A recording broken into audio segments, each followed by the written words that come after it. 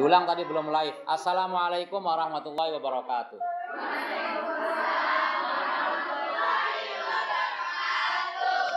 Kalau live jawab salamnya kencang. Silakan. Ya. Yang tentang kemarin keterangannya tidak semua kerabat itu kan jadi ahli waris. Ya. Dan tidak semua orang yang dekat itu menjadi ahli waris kata Ustaz. Kemarin contohnya itu karena terhalang oleh sifat. Contohnya seorang bapak yang sakit waktu itu. Nah yang kedua, contoh yang kedua cucu dari perempuan itu tidak termasuk ahli waris. Ya. Mohon penjelasan Ustaz. Iya. Maksudnya cucu dari anak perempuan, soalnya cucu dari anak laki-laki. Dapat. Nanti ketika kita membahas tentang siapa ahli waris, ada 25 ahli waris. Nanti tidak akan ditemukan di situ ada seorang cucu yang berasal dari anak perempuan. Saya yang meninggal dunia. Saya punya anak perempuan. Namanya Saima. Saima punya anak. Berapapun jumlah anaknya Saima, dia bukan termasuk ahli waris saya. Oh kasihan.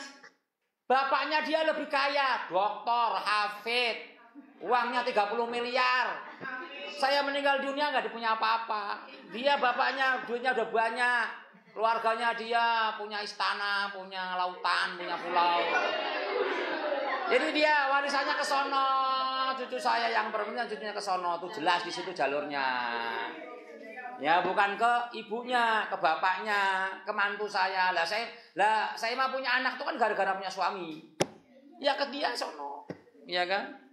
Ya, misalnya anak saya ini misalnya saya anak saya. Warisannya kemana? Ya ke saya, bukan ke ibunya. Jadi kalau misalnya mertua saya meninggal dunia, yo anak-anak saya bukan ahli warisnya dari mertua saya. Karena terhalang oleh Misalnya, bukan terhalang, bukan termasuk ahli waris. Dia namanya Dzawil Arham. Dzawil Arham itu bisa mendapatkan warisan kalau tidak ada ahli waris. Nggak ada ahli waris baru masuk ke Dzawil Arham. Misalnya ibu punya anak namanya Fania. Nanti misalnya dia bukan termasuk ahli waris dari bapak anti. Tapi Kosat Haris. Tapi juga kalau cucu kan juga akan terhalang oleh anak. Ya kan? Seandainya ahli waris pun kalau masih ada anak kan juga terhalang anak laki-laki. Jadi Islam itu luar biasa, itu jelas di situ. Karena kalau nggak begitu, ya kalau bahasa Jawanya itu ngewak-ngewok. Sono dapat sini dapat, gitu kan. Sehingga bisa mengurangi harta warisan dari yang lainnya. Dah. Ada lagi? Ya. Kalau ini ada keluarga namanya dia belum meninggal tapi dia sudah membagikan hartanya gitu. Ketika dia meninggal itu sudah dihibah gitu. Jadi sudah dihibahkan ketika meninggal sudah tidak ada yang diwariskan lagi kecuali satu mobilnya gitu. Itu gimana? Ya mobilnya itu yang diwaris. Maksudnya hak dihabiskan untuk hibah enggak apa-apa.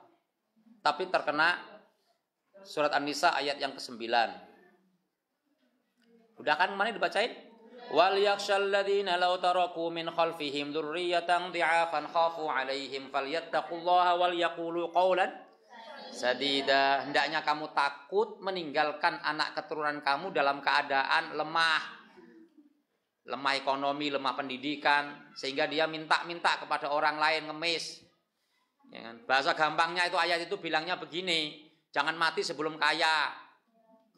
Sehingga kalau mati menurunkan warisan. Ya. Jadi nggak apa-apa mau dihibahkan. Semua harta yang sudah dihibahkan kepada orang lain tidak akan diwaris. Misalnya sekarang ibu mau ngasih hadiah kepada saya handphone, ya, iPhone, harga 10 juta. Mau saya terima dengan sukarela dan ikhlas. Misalnya kemudian ibu meninggal dunia, yo ini iPhone nggak boleh diminta lagi, udah dikasih orang lain kok diminta lagi, gitu. Mungkin kalau niatnya supaya warisannya sedikit gitu. Maksudnya anaknya 7 nih, punya kontrakan bagi satu-satu gitu.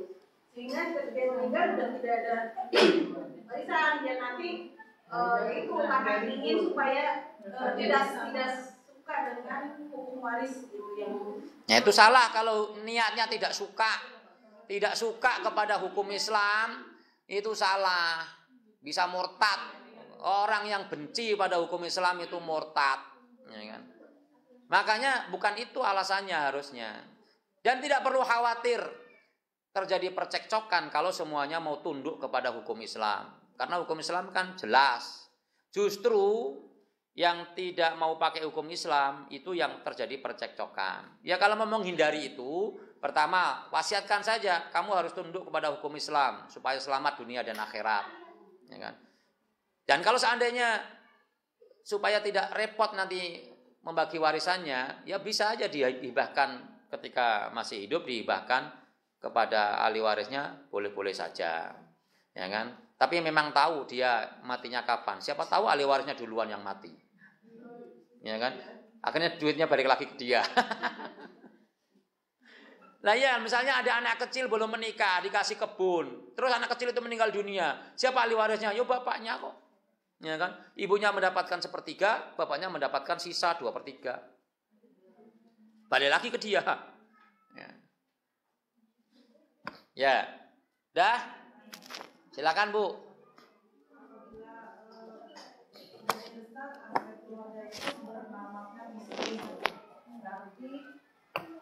Yang diwariskan itu selain yang atas nama istri ya? Udah itu pertanyaannya.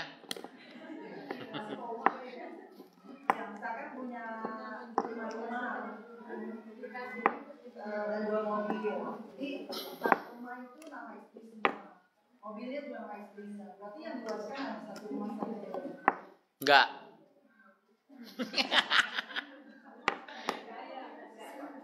Karena atas nama itu bukan bukti bahwa dia pemilik menurut agama. Menurut negara mungkin itu menjadi pemilik, tapi menurut agama tidak menjadi bukti bahwa itu adalah pemilik. Orang memiliki sebuah harta itu harus memiliki akad yang jelas. Dengan akad apa dia mendapatkan harta itu? Dengan membeli barang orang lain, kita beli menjadi milik kita. Kemudian kita menjadi orang yang diberi. Orang yang mauhub, orang yang diberikan harta, maka kita bisa mendapatkan harta tersebut karena kita dihibahi harta tersebut dan itu menjadi milik kita. Walaupun namanya masih milik orang yang memberi. Misalnya ibu ngasih saya mobil. Ya yang ada namanya kan mobil, handphone kan nggak ada namanya. Mobil terbaru, Fortuner. Atas nama ibu. Tapi udah ibu hibahkan kepada saya. Itu mobil punya siapa? Punya saya, walaupun atas nama ibu. Ya, kalau di pengadilan menang ibu, pemilik karena ada namanya. Di akhirat nggak selamat.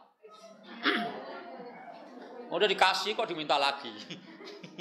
Sama dengan suami ketika mengatasnamakan semua harta bendanya atas nama istri, tanya dulu Pak, ini atas nama apa tujuannya?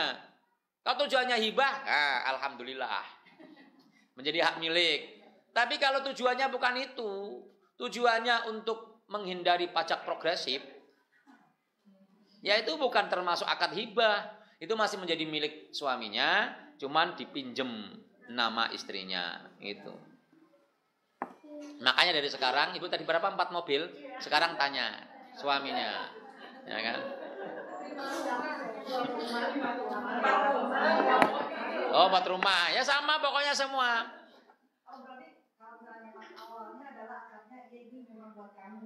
Itu udah santai saja, tenang saja udah itu, ya kan?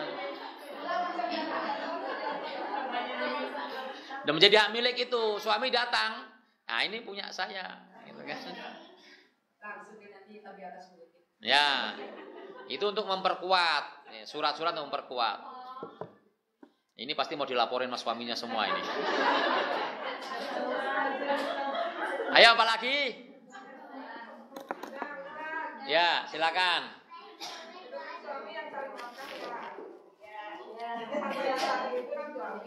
Tapi kan suami yang ngurus istri, jadi hak istri apa?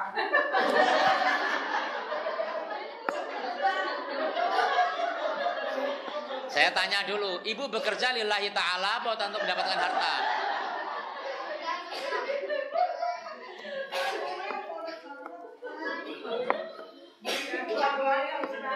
Makanya ibu, wanita itu berhak untuk mendapatkan nafkah dengan jumlah yang ditetapkan semampu suami. Suami punya gaji 20 juta, mintalah 10 juta tiap bulan.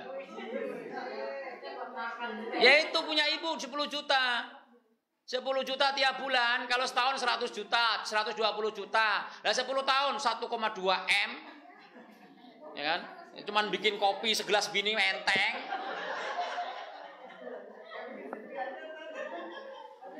Jadi begitu, ya. Ini kadang-kala gitu. Seorang istri kan, lah kan yang ngurus anak saya, yang ngurus rumah tangga saya, gitu kan. Maksud saya nggak dapat duit. Nah, ibu dulu diperistri untuk dibergaji atau mendapatkan pahala. Kalau cuma untuk itu ya pembantu rumah tangga saja, dapat gaji tiap bulan, ya kan? Ya. Itu kan anak-anak dia, anak-anak dia. Itu mah anak ibu juga, gitu kan? Enakan dia punya anak doang, kita yang ngurus. Nah itu juga anakmu kok. Justru disitulah seorang wanita mendapatkan keutamaan, diberikan pahala jihad fisabilillah. Mau bahagia di dunia atau bahagia di surga? Emang kebahagiaan itu diukur dengan uang?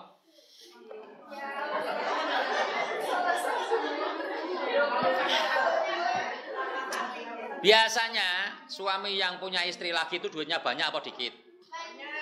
Oh, itu duitnya banyak tapi hati sakit, ya kan?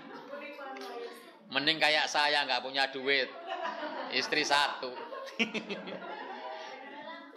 Dah, itu bu ya. Jadi ibu berhak mendapatkan nafkah. Jadi uang yang diberikan nafkah oleh suami itu milik ibu. Terserah ibu mau pakai apa. Mau buat sendiri, mau ditabung, atau buat membantu suami, boleh. Yang nyuruh siapa? Yang nyuruh buat makan siapa? Kan ibu sendiri yang merelakan uangnya untuk memberikan makan buat anak-anak. Padahal itu hak ibu. Nggak cukup. Yang nyuruh ibu nikah sama dia siapa? Makanya kalau nikah dengan orang yang hartanya banyak, yang kira-kira hartanya cukup, ketika sudah ridho, rela menerima suami dengan kondisi apa adanya, itulah ibadah. Ya kan? Jangan disesali. Ya, dah. Bismillahirrahmanirrahim. Kemarin kita sudah tulis tuh 4 tema. Ya. Pertama adalah rukun warisan. Yang kedua, syarat warisan. Yang ketiga, sebab warisan. Yang keempat, penghalang warisan. Rukun warisan ada 3. Yang pertama, al-muwarrith. Ada orang yang mewariskan, yaitu si mayit yang mewariskan. Selama tidak ada orang mati, maka tidak ada warisan. Makanya harta yang dibagi-bagi sebelum mati itu bukan warisan. Yang kedua ada al-warith. Ada orang yang mewarisi, ada ahli waris. Ya. Ada ahli waris. Kalau ada orang mati nggak punya ahli waris, juga tidak punya dawil arham, tidak punya siapa-siapa, hidup sebatang kara. Ya, semua keluarganya udah kena tsunami semua, meninggal semua, tinggal dia sendirian. Maka tidak ada warisan karena harta yang dimilikinya nantinya akan menjadi hak negara. Masukkan ke dalam baitul mal. Yang ketiga ini yang paling penting, al-mauruth. Ada harta warisan. Ada harta yang diwaris. Dan ini yang jarang ada. Malah banyak orang yang mewariskan hutang kok. Mati hutangnya banyak, duitnya dipakai bayar hutang malah kurang. Ini yang paling penting. Ya.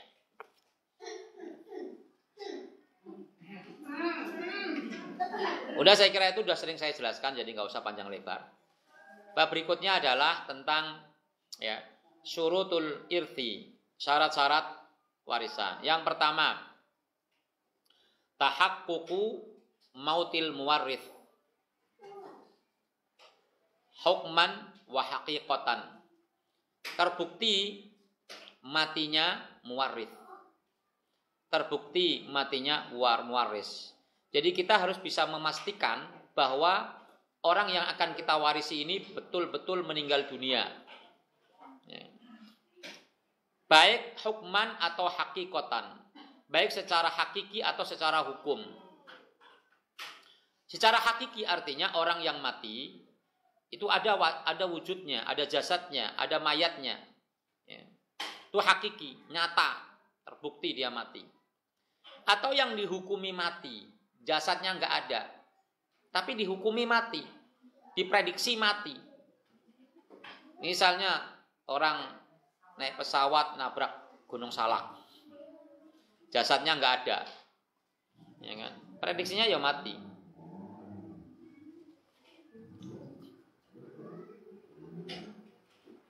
Atau orang yang minggat nggak pulang-pulang selama ratusan tahun. Lalu para ulama berbeda pendapat sampai kapan kita tunggu orang itu bisa dipastikan kematiannya. Kalau ada kabar, ya berarti dipastikan dia mati. Pak Le itu udah mati. Nah, berarti dihukumi mati, harta warisannya diwaris. Yang ditinggalkan di rumah, yang ia dapatkan dari orang tuanya misalnya, ditinggal minggat. Kalau ada kabar dia mati, maka udah diwaris. Tapi kalau nggak ada kabar apa-apa, tunggu sampai pasti dia mati. Ya iya harus dipastikan, jangan sampai kemudian kita waris hartanya orangnya datang. Ya, bisa. Sebagian ulama mengatakan yang paling cepat tunggu sampai usia 60 tahun. Ya, karena 60 tahun itu ya usianya Nabi Muhammad. Yang kedua, ini yang agak masuk akal. 90 tahun. Karena masih banyak orang-orang yang usianya 80 tahun, 70. Jadi saat misalnya meninggalnya sekarang, tek, meninggal, gitu ya. Siapa yang hidup pada saat itu? Itu yang mendapatkan warisan. Walaupun setelah itu kemudian ada yang meninggal dunia, tetap dapat warisan. Maka misalnya bapak saya meninggal dunia tahun 98, saya meninggal sekarang. Maka bapak saya yang sudah meninggal dunia tahun 98 enggak usah dikasih warisan. Kalau dia meninggal dunia kok dikasih warisan? Karena sudah meninggal dunia duluan. Jadi siapapun yang hidup pada saat si muwarith ini meninggal dunia, maka dia dapat warisan. Walaupun hidupnya setelah itu sebentar. Seperti dalam kasus tabrakan. Tabrakan sekeluarga, jeder, bapaknya meninggal di tempat. Anaknya masih bernapas dibawa ke rumah sakit. Itu anaknya yang baru, yang masih dibawa ke rumah sakit, yang masih hidup itu dapat warisan dari bapaknya. Tapi kalau sebaliknya, anaknya meninggal dunia, bapaknya dibawa ke rumah sakit, bapaknya masih hidup, itu anaknya yang meninggal dunia duluan gak dapat warisan. Gak dapat meninggal dunia duluan. Ya udah mati kok dikasih warisan.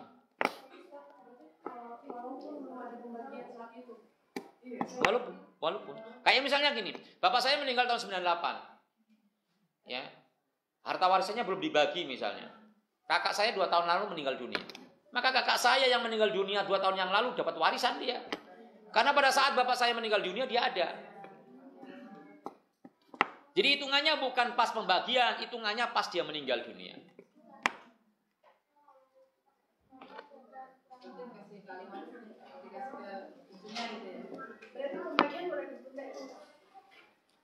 Boleh, tapi dipastikan tidak terjadi apa-apa dengan harta itu. Kalau yang tadi di Bali misalnya yang tabrakan itu 2 orang bapak sama anak. Yang tadi kan bapaknya misalnya bapaknya punya, kemudian anaknya itu kan tidak dapat waris.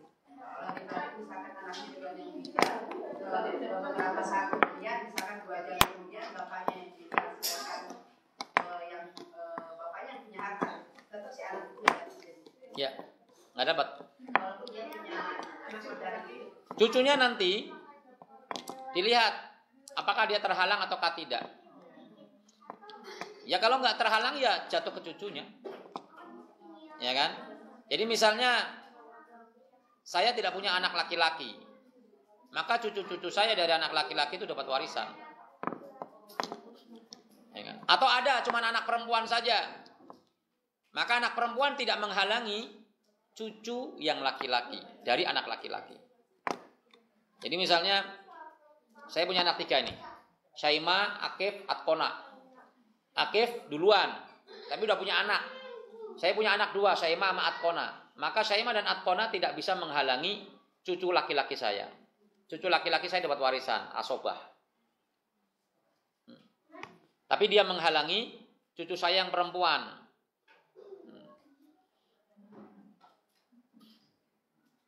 Kalau tidak ada cucu laki-laki. Nanti dibahas itu ada.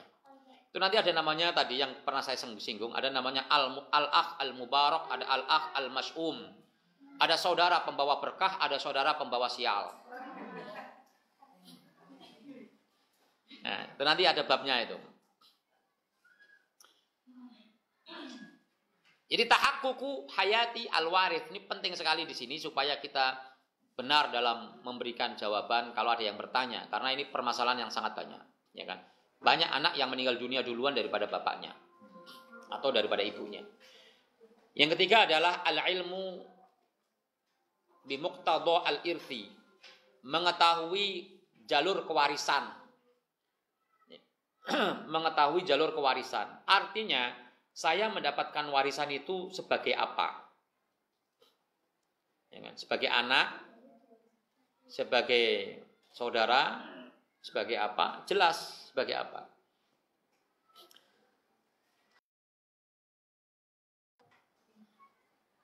Termasuk ada kemungkinan seseorang mendapatkan warisan itu melalui 2 jalur. Jadi misalnya gini, ada seorang wanita menikah dengan sepupunya. Seorang wanita menikah dengan sepupunya. Maka kalau seandainya wanita ini meninggal dunia, dia bisa mendapatkan warisan sebagai seorang suami, dan dia juga bisa jadi. Yang ketiga, karena al-wala, karena ada orang yang memerdekakan kita dari perbudakan. Yang pertama adalah orang menjadi ahli waris karena ada hubungan kekerabatan, ada hubungan nasab. Ahli waris itu ada 25. 15 laki-laki, 10 perempuan. Dari 25 orang itu, yang menjadi ahli waris karena nasab itu adalah ada 21 orang. Jadi didominasi oleh nasab. Kenapa? Karena hubungan nasab itu lebih kuat daripada hubungan pernikahan. Hubungan nasab itu lebih kuat daripada hubungan pernikahan. Ya kan? Ibu punya anak, ya kan? Maka hubungan ibu dengan anak tidak akan terpisah sampai kapanpun, walaupun salah seorang di antaranya meninggal dunia. Tetap dia anak saya, tetap dia akan menganggap ibu sebagai ibunya. Makanya doanya Rabbighfirli wali walidayya. Ya, ampunilah dosaku dan dosa kedua orang tuaku, bukan dosa mantan orang tuaku. Tapi kalau istri suami ketika meninggal dunia, berpisahlah dia. Sudah tidak lagi menjadi suaminya, sudah tidak menjadi lagi istrinya, terpisah. Kalau sudah terpisah, maka dia boleh kawin lagi. Boleh nikah lagi dengan yang lainnya. Walaupun kalau yang meninggal istrinya nanti di akhirat, dia bisa berkumpul lagi menjadi suami istri di surga. Seorang istri kalau tinggal mati oleh suaminya nggak kawin lagi, nanti di surga juga kumpul lagi. Tapi kalau kawin lagi, maka dia akan menjadi istri dari suami yang terakhir. Makanya istri-istri Nabi itu nggak boleh dinikahi karena mereka istri Nabi di dunia dan di akhirat. Ada beberapa sahabat yang dilamar oleh sahabat yang lainnya tidak mau. Seperti istrinya Abu Dzar. Ya, dilamar oleh seorang sahabat, dia nggak mau, menolak untuk dinikahi karena dia ingin menjadi istrinya Abu Dzar sampai di akhirat. Tapi kalau dinikahi, ya menjadi istrinya yang terakhir.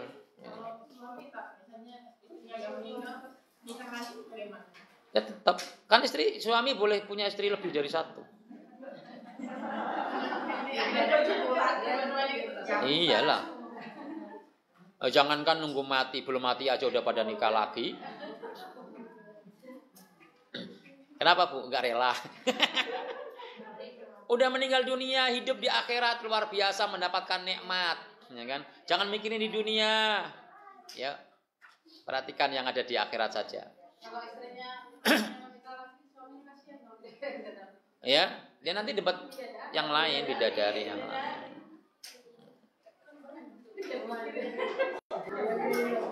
Kenapa Bu bosan dengan yang ada di dunia? Ada kok, saya pernah ngomong begitu kan. Nanti suami ibu di dunia ya suami ibu di akhirat. Ya sama dia lagi.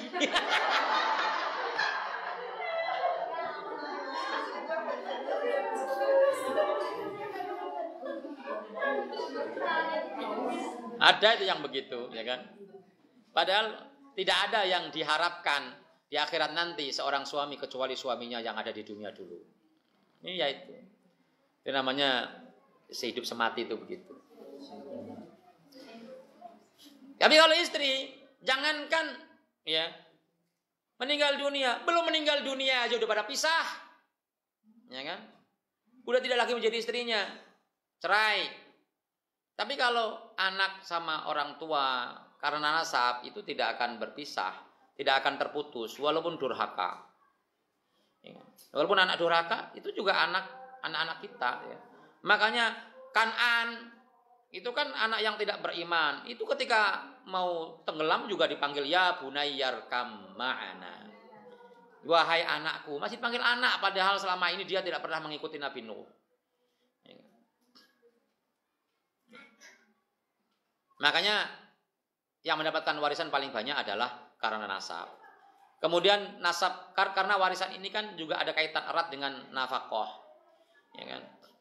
Sehingga siapa orang-orang yang paling terkena dampak dari kematiannya? Ya kan? Dia adalah orang-orang yang ada hubungan nasab dengannya. Anaknya yang paling kena dampak. Yang biasa dinafkahi oleh orang tuanya meninggal dunia, maka dia harus mendapatkan munfik yang baru, orang yang menafkahi dirinya yang baru. Ya kan? Ya. Siapa? Ya wali-walinya.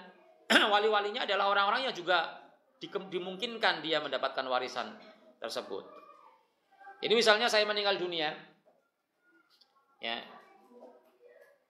yang paling kena dampak adalah anak saya, ya kan? Karena dia tidak lagi mendapatkan nafkah dari saya, maka dia yang paling banyak mendapatkan warisan. Kalau ada anak laki-laki, ya. Kenapa bapak saya kalau seandainya ada dia dapat warisan juga? Ya karena yang akan menafkahi anak-anak saya adalah bapak saya, sehingga dia dapat warisan.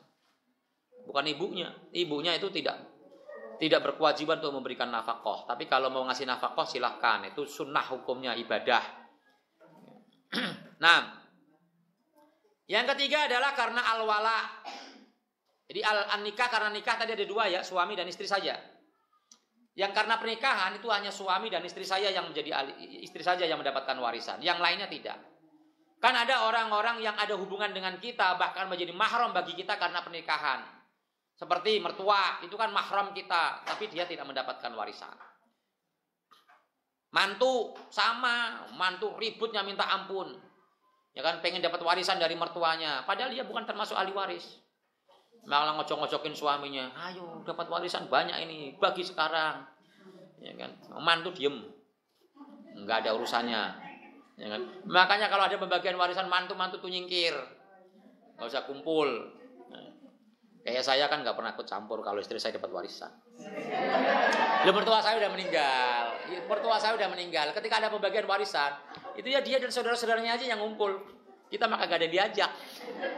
Ya kan? Gak ada yang diajak, cuma pas makan-makan kita diajak.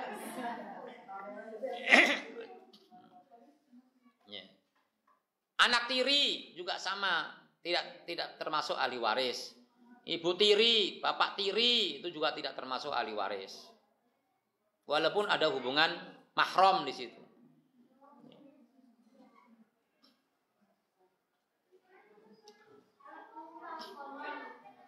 Yang terakhir adalah karena al-wala, yaitu karena dia pernah memerdekakan kita. Karena memerdekakan, al-wala itu memerdekakan. Jadi misalnya saya budak, lalu ada orang yang memerdekakan saya, maka dia yang memerdekakan saya itu termasuk ahli waris saya. Tapi kapan dia mendapatkan warisan? Ketika tidak ada ahli waris yang mendapatkan asobah atau masih ada sisa harta yang harus mereka terima. Selama harta habis oleh ahli waris karena nasab, maka ahli waris karena wala itu tidak akan mendapatkan warisan. Tapi kan sekarang nggak ada perbudakan. Ini di zaman dulu. Nah itu ada 2 orang di situ, bisa laki-laki bisa perempuan. Nanti kita bahas juga itu mu'tik dan mu'tikoh. Itu adalah sebab seseorang mendapatkan warisan. Jadi dari situ kita mendapatkan, gak usah tanya-tanya lagi anak angkat gimana, nggak ada di situ kok. Ya kan? Anak angkat nggak ada, apalagi di situ, ya kan?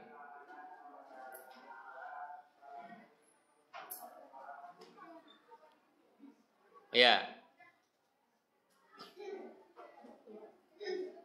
Mantan istri juga nggak ada di situ. Ini nih ada permasalahan juga. Istri yang diceraikan, apakah dia dapat warisan?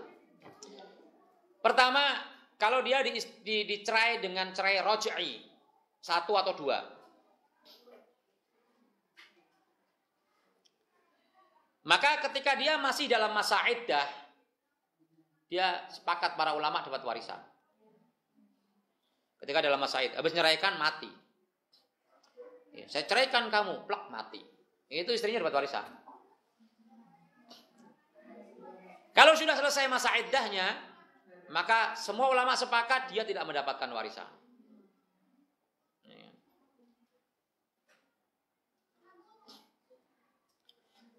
Kalau dia diceraikan dengan cerai ya bain, cerai selama-lamanya, cerai yang ketiga, ya, maka dilihat ya, apakah dia dalam keadaan sakit ataukah tidak. Kalau dalam keadaan tidak sakit, maka cerai bain menyebabkan istrinya tidak mendapatkan warisan walaupun masih berada dalam masa iddah. Karena dia sudah tidak berhak lagi atas istri tersebut. Tapi kalau dalam keadaan sakit yang sakitnya itu mengantarkan dia kepada kematian, namanya maradul maut, sakit yang mengantarkan dia meninggal dunia.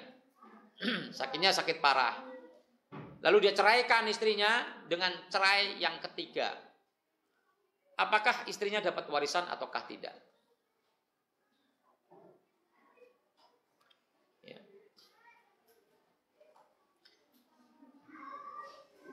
Istrinya tetap dapat warisan.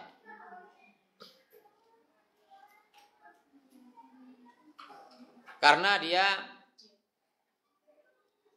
diceraikannya karena dengan motif supaya dia tidak dapat warisan. Jadi menceraikan seorang istri dengan harapan dia nanti tidak dapat warisan, itu justru dikasih hukum oleh Allah malah dapat warisan. Ini kalau istrinya banyak.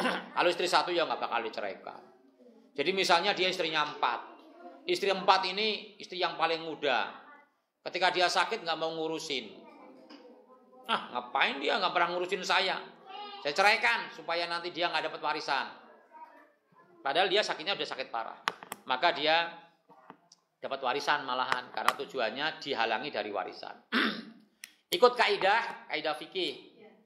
Man istajala syai'an qabla awanihi uqiba bihirmanihi. Barang siapa yang terburu-buru untuk mendapatkan sesuatu sebelum waktunya, maka dia dihukum dengan terhalang dari apa yang dia inginkan tersebut. Dia kan berkeinginan untuk menghalangi dia mendapatkan warisan. Ketika dia lakukan itu dengan terburu-buru sebelum waktunya, ya kan? Sebelum waktunya dia mati, maka dia dihukumi dengan malah tidak dipenuhi keinginan itu. Inginnya kan tidak dikasih warisan.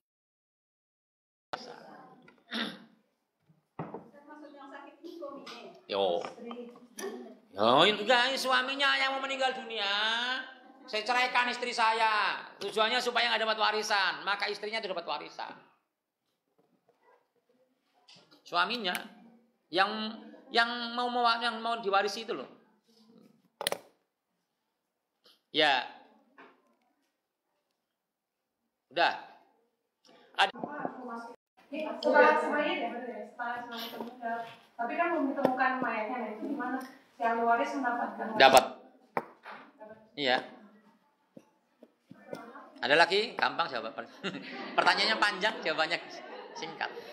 Intinya adalah bahwa dia mati, ahli warisnya masih hidup, gitu aja udah. Makanya harus dipastikan berapa kontribusi harta yang kita berikan untuk membeli barang itu. Nah, itu yang harus dipastikan. Tapi suami saya beli rumah, gaji saya untuk makan. Nah, itu yang dia sanggup menafkahi anak-anaknya.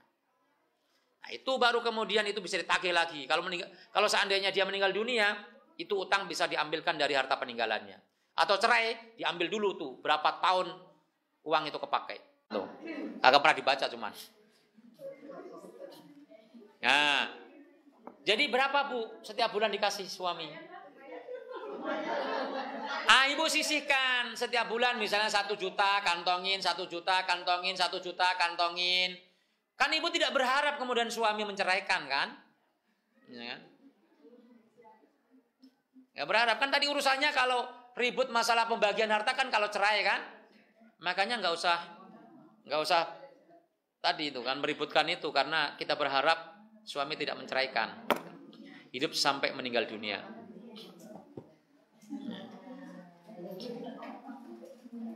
Dan bukan berarti kalau nggak dapat warisan, nggak dapat harta bagian, kemudian dia sengsara harus mencari kerja, gitu. Karena dia sesungguhnya sudah ada yang berkewajiban untuk menafkahinya. Siapa? Ya kembali kepada orang tuanya, ditarik lagi kepada orang tuanya dan keluarganya yang menafkahinya. Atau anak-anaknya, kalau sudah besar anak-anaknya yang berkewajiban memberikan nafkah kepada ibunya. Enakan ibu itu, ngapain punya duit, udah dijamin semuanya. Ya. Kok amin? Memang kenyataannya begitu kok. Masih ada yang begitu suaminya, suruh ke sini tak pentungi satu-satu. Kalau nggak mau nafkahin istrinya jangan nikah. Itu kewajiban daripada nanti di akhirat bermasalah. Nah, ya. Dijadikan menjadi anak tapi kan niat. Sementara selama ini tadi kita kan nggak pernah tahu uang yang dikasih ya kita belanjain sampai habis untuk tapi kita nggak ada niat. Niat itu tidak harus dilafalkan nawaitu an u'tiya hadhihi nafaqata li auladi, enggak usah begitu. Ibu tujuannya apa itu? Iya ngasih itu tujuannya apa? Ngasih makan anak-anak kan? Itu berarti sedekah buat anak-anak. Tidak ada terbersih sama sekali. Suami saya mau saya utangi ini, enggak ada kan? Enggak ada.